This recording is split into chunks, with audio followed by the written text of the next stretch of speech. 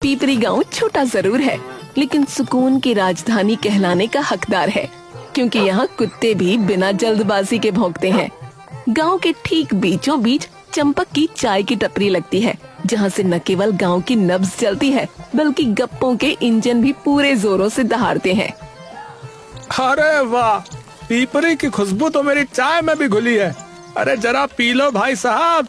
अरे भैया पूरा गांव पी लो। हाँ, हर कोई खुश है, बस एक आदमी ऐसा है जिसे चैन से बैठना नसीब नहीं होता, और वो है राजन, जो अपनी पत्नी श्रद्धा के साथ रहता है, मगर हर वक्त किसी न किसी फिक्र में डूबा रहता है।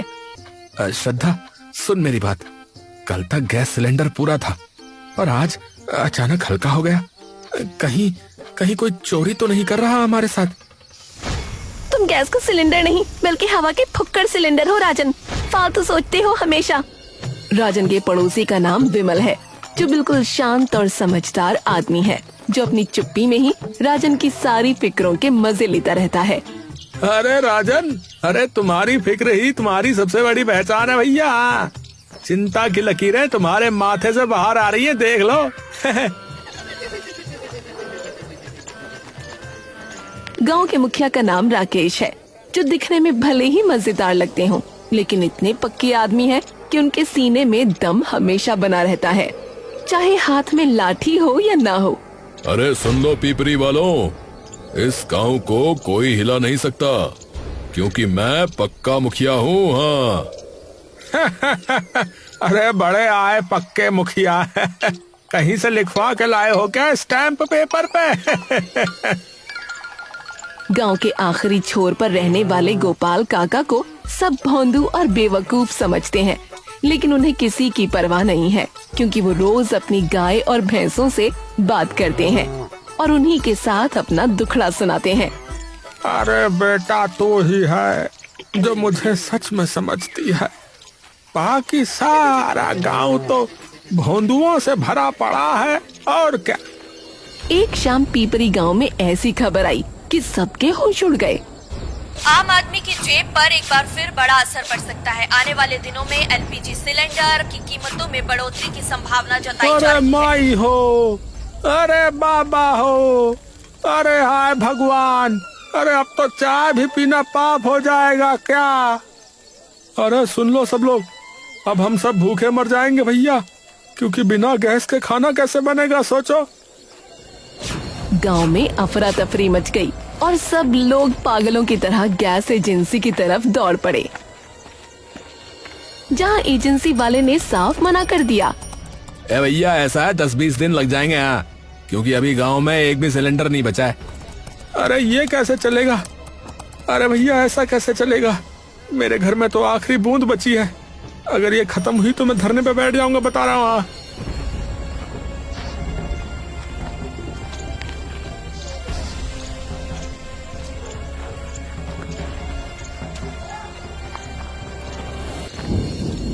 और वो सीधा मुखिया राकेश के पास जा पहुंचा। अरे मुखिया जी आप कुछ करो, नहीं तो पूरा गांव भूखमरी से मर जाएगा, और सबसे पहले मैं ही मरूंगा लग रहा है। अरे समझ जा राजन, समझ जा। अरे पागल वागल हो गया है क्या? है संभाल खुद को है। अरे सुन, ध्यान से सुन मेरी बात, मैं कल स्वयं से व्यवस्था करता हूँ, समझे? जाओ भी घर जाओ।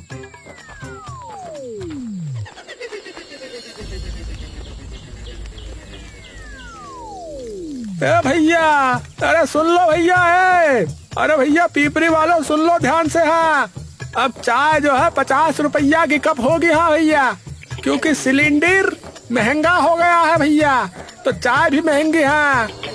अरे भैया ये क्या कह रहे? अरे इसको क्या हो गया बावरे को? है चिल्लाता फिर रहा गाँव भर में है। लो भैया गई भैंस पानी में, अब इसने भी चाय महंगी कर दी है।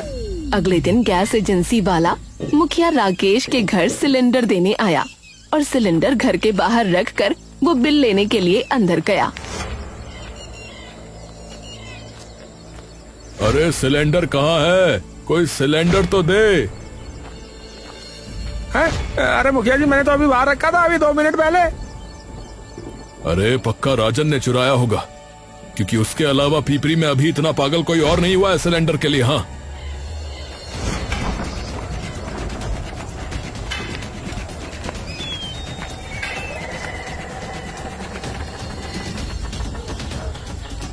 पूरा गांव राजन के घर पहुंच गया और तलाशी शुरू हो गई, जिसमें कोना कोना छान डाला गया, लेकिन कहीं कुछ नहीं मिला।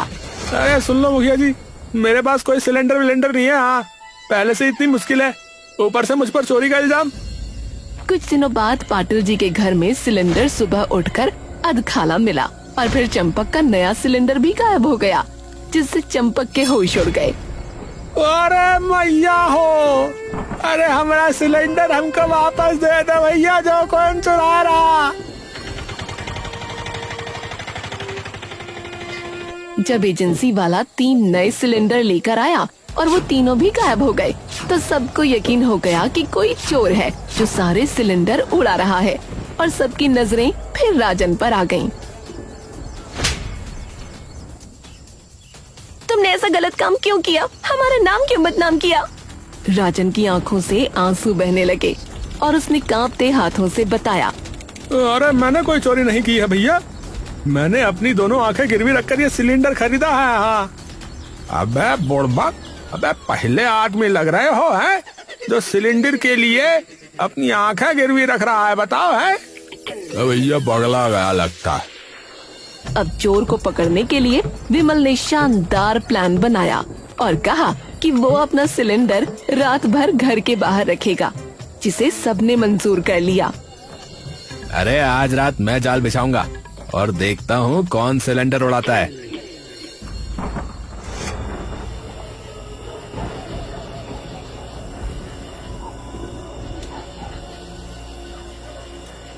सारी रात सिलेंडर बाहर रखा रहा, लेकिन किसी ने उसे हाथ तक नहीं लगाया और सब उलझन में पड़ गए कि आखिर चोर है कौन। भैया ये कोई भूत वूत लग रहा है हमका। वरना चोर क्यों मौका छोड़ता? हाँ बताओ।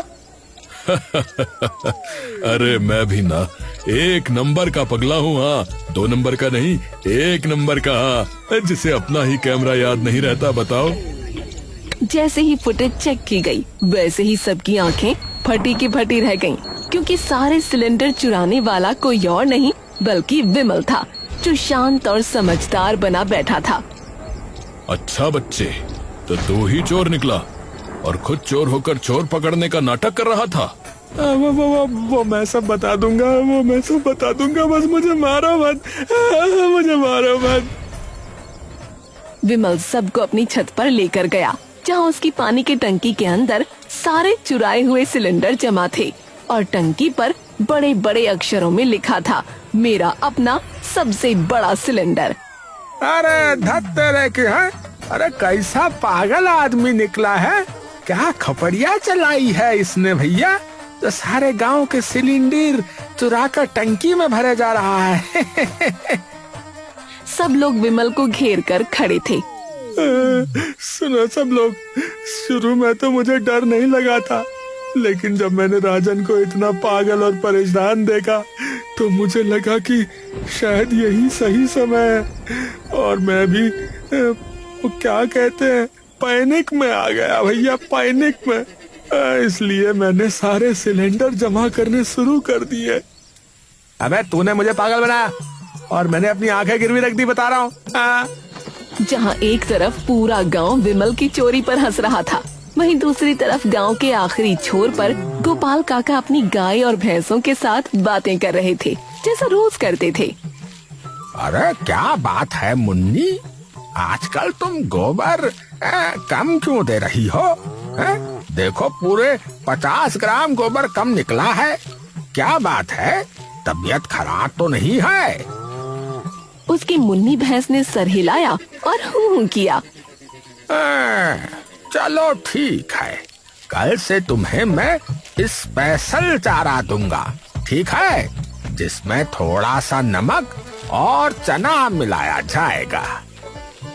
मुन्नी ने फिर हूं कर दिया। गांव के दूसरे घरों में भी यही हाल था। अरे गौरी, अरे तू रोज तो 2 किलो दूध दे देती और आजकल आधा किलो, क्या मैंने तेरा चारा कम कर दिया है क्या? ऐसा क्यों भाई? अरे अम्बे, तू तो रोज सुबह आवाज देकर मुझे जगाती थी, हैं? तेरी मधुर मधुर आवाज सुन के मेरी नींद खुलती थी, और अब आवाज क्यों नहीं देती भाई? हैं? क्या तुझे भी सिलेंडर की फिक्र हो रही है? हैं? क्या हो गया? काली, मैंने तुझे आम खिलाए और तू गोबर नहीं देती, क्या तेरा मन नहीं लगता? गोपाल काका रोज अपनी सबसे बड़ी भैंस गंगा से बात करते और उसे समझाते कि वो जानता है कि सब परेशान है, लेकिन वो कुछ कर रहा है जिसका नतीजा आने वाला है। और भैंस जैसे समझ जाती और आंखें मिचकाती। देख गंगा, देख, मुझे पता है कि तू कम गोबर क्यों दे रही है।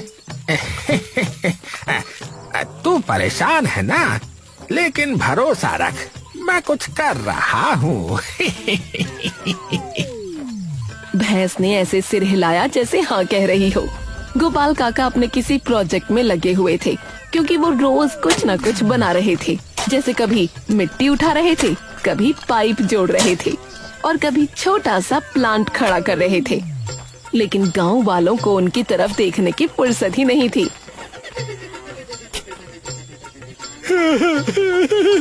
अरे देखो देखो भैया, ए काका, गोपाल काका जो है ना हमरे, वो फिर से कुछ बना रहे हैं। शायद मिट्टी के खिलौने वगैरह बना रहे होंगे। बुढ़ापे में सठिया गए हैं पूरे। एक दिन गोपाल काका ने सबको चाय की टपरी पर बुलाया और सब सोच रहे थे कि ये भोंदू आखिर क्या बकवास करने वाला है। अरे अरे, सुन लो मेरी बात, सब लोग सुनो, मैं तुम सबके लिए कुछ बना रहा हूँ जो तुम्हारे सिलेंडर की समस्या को समाप्त कर देगा। अरे बाबा गोपाल, अरे भैया तुम पागल तो नहीं हो गए? क्या बनाया जा रहा है इतने दिनों से हैं? अरे भाई, अरे मुखिया, मैं पागल नहीं हूँ भाई, तुम लोग पागल हो। जो सिलेंडर के पीछे पागल हो रहे हो और मुझे कह रहे हो कि मैं पागल हूँ। भैया तुम हो पागल। और सुनो, मैं वो कर रहा हूँ जो तुम्हें समझ में नहीं आ रहा है। ये कहकर गोपाल काका चले गए। गोपाल काका के भी क्या ही कहने, ये तो बोंदू में भी नंबर 1 है। 2 हफ्ते बीत गए और सिलेंडर चोरी का मामला तो सुलझ गया, लेकिन गैस की समस्या वैसी की वैसी बनी हुई थी, क्योंकि सिलेंडर महंगा था और गांव वालों के पास पैसे नहीं थे। अरे अब क्या करेंगे? सिलेंडर मिल ही नहीं रहा है और जो मिल रहा है वो हमारी औकात से बाहर हो रहा है। जहाँ देखो वहाँ सिलेंडर के लिए लाइनें लग रही हैं।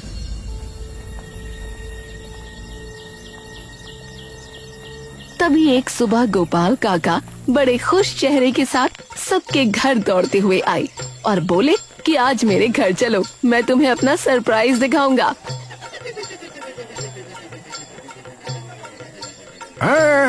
खाई के पान बनारस वाला हो।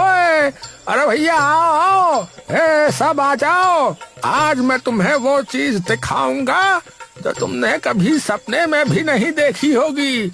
हाँ, अगर किसी ने सपने में देखी हो तो मेरी तरफ से 20 रुपए इनाम। हाँ। अरे भैया, अब ई काका फिर पगला गए लग रहा है? चलो चलकर देखते हैं कि आखिर इन भोंदू काका ने क्या कर लिया है। चलो।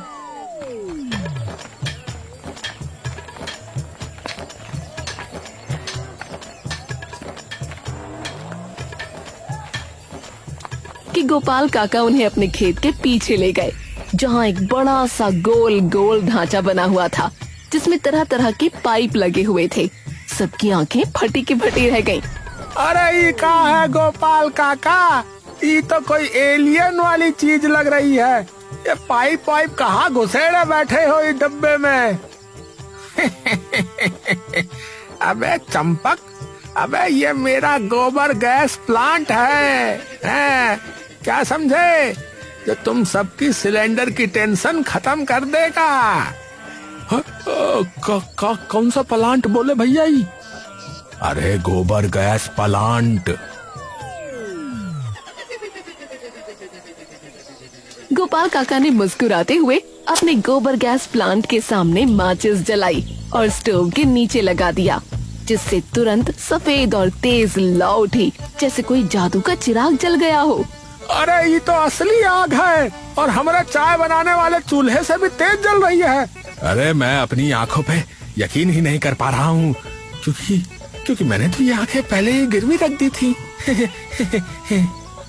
अब सुन लो भोंदुओ, हाँ, ये जो गैस है जिसको अभी जलाया मैंने, ये हमारी अपनी गाय और भैंसों के गोबर से बनती है, जो हमारे पास मुफ्त में है और जो कभी खत्म नहीं होने वाली। अरे अब गोपाल काका, ये तो कमाल कर दिया आपने। अरे हम तो आपको भोंदू समझते थे, पर आप तो अब कहना पड़ेगा है साइंटिस्ट निकले हैं। क्यों भाई गजेंद्र, सही कहा ना? अरे देखो राजन, जैसे तुम पेट्रोल पंप से 100 रुपए का पेट्रोल लाते हो ना महीने में, वैसे ही ये गोबर गैस जो है पंप से बाहर आती है। हाँ, बस फर्क इतना है कि यहाँ पैसे नहीं लगते। तो काका, मतलब मैंने अपनी आंखें गिरवी रखकर जो सिलेंडर खरीदा था वो बेकार था। सब चुप हो गए क्योंकि उनकी आंखों के सामने सच्चाई थी। जिसे वो भोंदू और बेवकूफ समझते थे, वो आज उनसे कहीं आगे निकल चुका था। गोपाल काका, हमने आपको कभी सीरियसली नहीं लिया, लेकिन आज आपने हमें दिखा दिया कि असली समझदार कौन है। हाँ, अरे मुझे कोई फर्क नहीं पड़ता भैया, है, क्योंकि मैंने ये अपने लिए नहीं बल्कि पूरे गांव के लिए किया है। एक गांव में एक गोबर गैस प्लांट लगाओ और जो है भैया सभी चिंता मुक्त हो जाओ, बता रहा है। और बताया कि वो चाहते हैं कि पूरे गांव को इससे गैस मिले, लेकिन इसके लिए उन्हें सबकी मदद चाहिए। जो भी अपनी गाय और भैंसिया का गोबर मुझे देगा, मैं उसके घर तक यहाँ से एक पाइपलाइन बिछवा दूंगा। है? सस्ते में हो जाएगा काम रास्ते का, लेकिन एक शर्त है कि तुम सबको अपनी गाय भैंसों की अच्छी तरह देखभाल करनी होगी। हाँ, अरे मतलब अच्छा चारा खिलाना होगा बुड़बक, तभी तो अच्छा गोबर करेंगी। अरे काका हो, अरे ये तो सुनहरा सौदा है। अरे हम गोबर दे रहे हैं और गैस ले रहे हैं, वो भी बिना पैसे के। अरे ये तो चोरी करने से भी अच्छा है। गांव में नया उत्साह था क्योंकि सब लोग गोपाल काका के पास आ रहे थे। कोई गोबर दे रहा था तो कोई पाइपलाइन बिछवाने को कह रहा था। आपने तो हमारी काली की भी इज्जत बचा ली, वरना मैं तो सोच रही थी वो क्यों कम गोबर दे रही है। मुखिया राकेश ने तुरंत गांव पंचायत बुलाई, जहां सब ने फैसला किया कि पूरे गांव के लिए एक बड़ा गोबर गैस प्लांट बनाया जाएगा। गांव वालों, इसका श्रेय मात्र और मात्र गोपाल काका को जाता है, क्योंकि उन्होंने हमें दिखा दिया कि असली सिलेंडर हमारी गाय और भैंसों के पेट में है। अरे गोपाल काका जिंदाबाद, जिंदाबाद, जिंदाबाद। गोपाल काका जिंदाबाद, जिंदाबाद, जिंदाबाद। पंचायत में फैसला हुआ कि गोपाल काका को सम्मानित किया जाएगा और राकेश ने उन्हें सफेद पगड़ी पहनाई। अरे मैया हो, अरे सुन लो पीपरी वालों, अरे आज से हमारी चाय पे कोई पैसे नहीं लगेंगे। हाँ, क्योंकि हमारी गैस फ्री हो गई है और मैं जो है फ्री में चाय पिलाऊंगा। चंपक भैया, मेरी भी आंखें फ्री हो गई हैं, क्योंकि मैंने वो सिलेंडर वापस ही कर दिया। अब इस गोबर गैस प्लांट से अपनी रसोई में गैस जो आएगी।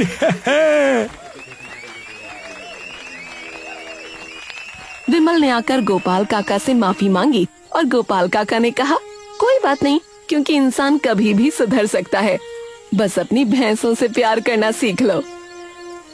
बेटा विमल, तुम अपनी गायों और भैंसों से प्रेम करना सीख जाओ तो वो तुम्हें फिर कभी धोखा नहीं देंगी और फिर तुम्हें चोरी भी नहीं करनी पड़ेगी।